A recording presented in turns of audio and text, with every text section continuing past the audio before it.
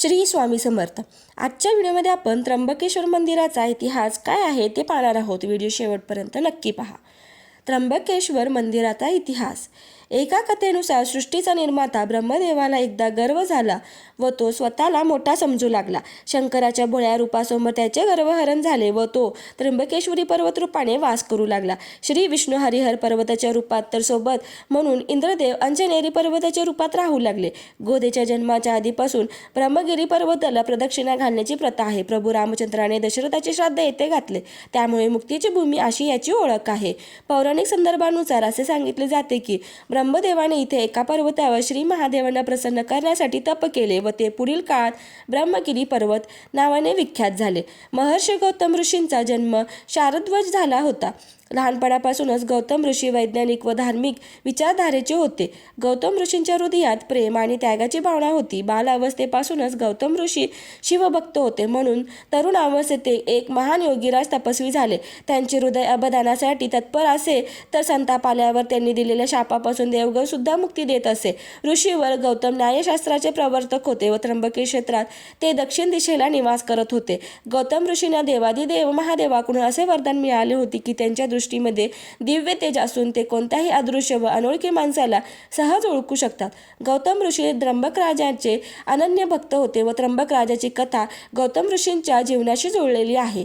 नाथांचे नाथ भगवान आदिनाथ भोलेशंकर आपल्या चरणी येणाऱ्या भक्तांचे दुःख संकट दूर करतात. नाथांचे नाथ भोलेनाथांनी अमृत मंथनाच्या वेळी विष पिऊन स्वर्ग लोकातील देवाचे संकट दूर केले, तर गंगेच्या पवित्र धारेला आपल्या जटात समाविष्ट करून महादेव भक्त भागीरथीचे संकट दूर केले होते. एकदा माता पार्वतींनी भगवान भोलेनाथ व गंगा मातेला एकांतात बोलताना बघितले. तेव्हापासून माता पार्वतीला गंगा मातेविषयी घृणा निर्माण झाली. त्यामुळे माता पार्वती कायम चिंताग्रस्त राहू लागल्या.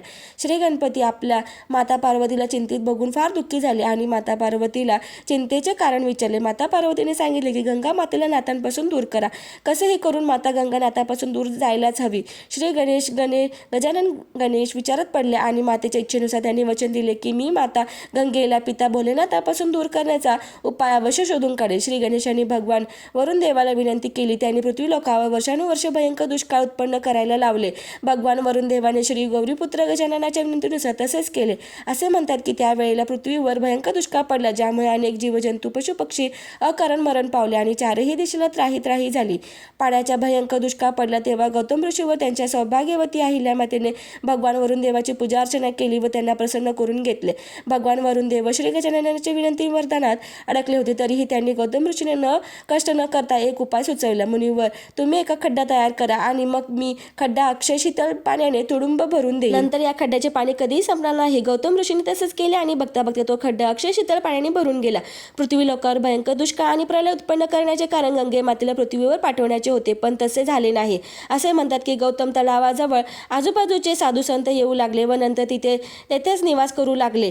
हळूहळू गौतम तलावाजवळ नंदनवन वस्ती होत गेली. पण श्री गणेशांना माता पार्वतीचे वचन पूर्ण करायचे होते, म्हणून त्यांनी दुसरी योजना अंमलात आणली. तरीही त्यात परत गौतम ऋषींचाच उद्धार झाला. एके दिवशी गौतम तलावाजवळ पाणी भरण्यावरून माता अहिल्याचे दुसऱ्या ऋषीपत्नीसोबत भांडण झाले. ही गोष्ट अन्य ऋषीपत्नींना वाढवून आपल्या ऋषीपतींना सांगितली. तेव्हा ऋषीपतींनी आपापल्या सौभाग्यवतींना आश्वासन केले की आम्ही सगळे मिळून गौतम ऋषींना त्र्यंबकेश्वर स्थान सोडून जाण्यास भाग पाडतो, मग तुम्हा लोकांना पाणी भरायला कोणताही त्रास होणार नाही. सर्व ऋषीमुनींनी श्री गणेशांची आराधना करून त्यांनी विनंती केली की गौतम ऋषीवर कोणत्याही पापांचा दोष लावा, त्यामुळे गौतम ऋषी कलंकित होऊन त्र्यंबकेश्वर क्षेत्र सोडून लांब जातील.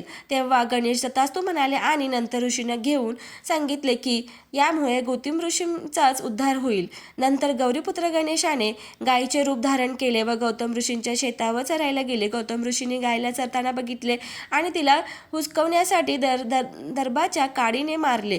दर्भाच्या काडीचा स्पर्श होताच गाय मरण पावली. तेव्हा सर्व ऋषी तेथे आले आणि त्यांनी गौतम ऋषींना गौत्या पापाचा दोष लावला. असहाय्य गौतम ऋषींनी अन्य ऋषींना या महापाप दोषाचे निवारण विचारले. तेव्हा सगळे ऋषीगण म्हणाले, तुमच्याकडे फक्त दोनच उपाय आहेत. एक तर तुम्ही ब्रह्मगिरी पर्वत सोडून जाणे, नाही तर 3 वेळा पृथ्वीची आणि 101 वेळा शिवस्वरूप ब्रह्मगिरी पर्वताची प्रदक्षिणा करून नाथांचे नाथ भोलेनाथाला प्रसन्न करून त्यांच्या जटेतील गंगे मातेला ब्रह्मगिरीत आणून त्या पवित्र जलधारणेने स्नान करा आणि त्या पाण्याने शिवस्वरूप 101 शिवलिंगावर अभिषेक करा. तेव्हा तुम्ही या गोहत्येच्या महापापातून दोषमुक्त होऊ शकाल.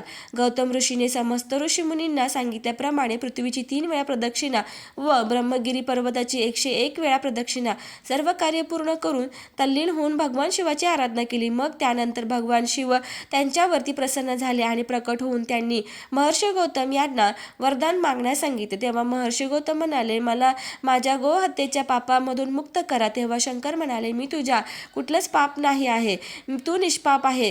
गोहत्येचा अपराध तुझ्यावरती जाणीवपूर्वक तुझ्या आश्रमातल्या ब्राह्मणांनी लावला होता, त्यामुळे मी त्यांना शिक्षा देऊ इच्छितो असे म्हटले. महर्षी गौतम म्हणाले की प्रभू, त्यांच्यामुळेच तर मला तुमचं दर्शन प्राप्त झाले आहे, तुम्ही त्यांच्यावरती क्रोधित नका होऊ.